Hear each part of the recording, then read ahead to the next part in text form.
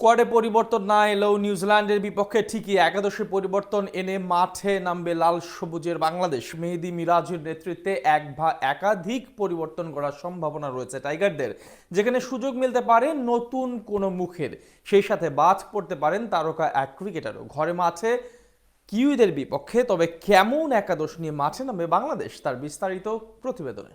Opening এর সৌম্য সরকার আর middle অর্ডারে মাহিদুল ইসলাম অঙ্কন। সবশেষ পাকিস্তানের বিপক্ষে ওয়ানডে সিরিজে হতবাগা ছিলেন দুজনই। স্কোয়াডে থাকা সত্ত্বেও 3 ম্যাচেই থাকতে হয়েছে একাদশের বাইরে। ওপেনিং এ সৌম্যকে না খেলিয়ে খেলানো হয়েছিল সাইফ তামিম জুটিকে, তবে ব্যাট হাতে প্রথম 2 ম্যাচে এই জুটি হয়েছিল ব্যর্থ। প্রথম ম্যাচে 27 রান করলেও পরের ম্যাচে 13 রানের বেশি করতে পারেনি এই জুটি। যদিও সিরিজ নির্ধারণী শেষ ম্যাচে অবশ্য 105 রানের জুটি করে জয়ের কাব্যগাথার শুরু করেছিলেন এই দুই তারকাই। তবে 3 ম্যাচেই সৌম্য সরকারকে বসিয়ে রাখাটাও কতটুকু যৌক্তিক ছিল সেটা নিয়েও প্রশ্ন থেকে যায়। কেননা গত বছরের শেষে ওয়েস্ট ইন্ডিজের বিপক্ষে ব্যাট হাতে দারুণ ছন্দেই ছিলেন সৌম্য, ছিলেন সেই সিরিজের সর্বোচ্চ রান সংগ্রাহকও। তবে তা সত্ত্বেও পাকিস্তানের বিপক্ষে সিরিজে একাদশের বাইরেই থাকতে হয়েছিল সৌম্যকে। কিউইদের বিপক্ষে অবশ্য একাদশে ফেরার সম্ভাবনা রয়েছে সৌম্যর, কেননা টানা 2 সিরিজ ধরে সৌম্যকে একাদশের বাইরে রাখার মতো সিদ্ধান্ত টিম ম্যানেজমেন্ট নাও নিতে পারে। সেক্ষেত্রে সাইফ হাসান নাকি তানজিদ হাসান তামিম কে দলের বাইরে থাকবেন সেটাই অনেক বড় প্রশ্ন।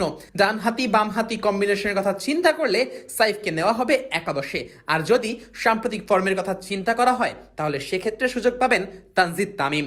টপ অর্ডারে আর কোনো পরিবর্তন নাও আনতে পারে টিম ম্যানেজমেন্ট। যথারীতি সুযোগ পাবেন নাজমুল হোসেন শান্ত, লিটন দাস ও তাওহিদ হৃদয়। সেক্ষেত্রে শান্তকে খেলানো হতে পারে 3 নম্বরে, আর লিটনকে বিশ্বকাপের কথা মাথায় রেখে 4 নম্বরের জন্য প্রস্তুত করছে টাইগার টিম ম্যানেজমেন্ট। হৃদয়ের উপর দায়িত্ব থাকবে মিডল অর্ডার সামাল দেওয়ার। 5 নম্বরে দলের প্রয়োজন অনুযায়ী প্লেইং রোল পরিবর্তন হবে হৃদয়ের। 6 নম্বর পজিশনে অবশ্য পরিবর্তন আনার আভাস পাওয়া যাচ্ছে। পাকিস্তানের বিপক্ষে সিরিজে মাহিদুল ইসলাম অঙ্কন সুযোগ পাননি অলরাউন্ডার আফিফ হোসেন ধ্রুবর কারণে। তবে আফিফ সেই সিরিজে নিজের নামের প্রতি সুবিচার করতে পারেননি, সুযোগ পেয়েও ব্যর্থ হয়েছেন বারংবার। তাই তো কিউইদের বিপক্ষে তাকে বেঞ্চে বসিয়ে বাজিয়ে দেখা হতে পারে মাহিদুল ইসলাম অঙ্কনকে। এদিকে 7 নম্বর পজিশনটা যথারীতি থাকবে মেহেদী হাসান মিরাজের কাঁধে। দলের অধিনায়কের দায়িত্ব পালন করা মিরাজ বোলিং ও ব্যাটিং 2 ডিপার্টমেন্টেই রাখতে পারেন অবদান। 8 নম্বরে রিশাদ হোসেনের খেলার সম্ভাবনাই সবচেয়ে বেশি। তবে পিএসএল এ ছন্দ খুঁজে না পাওয়া রিশাদকে রিদমে ফিরিয়ে আনার জন্য কিছুটা বিরতিও দিতে পারে টিম ম্যানেজমেন্ট। সেক্ষেত্রে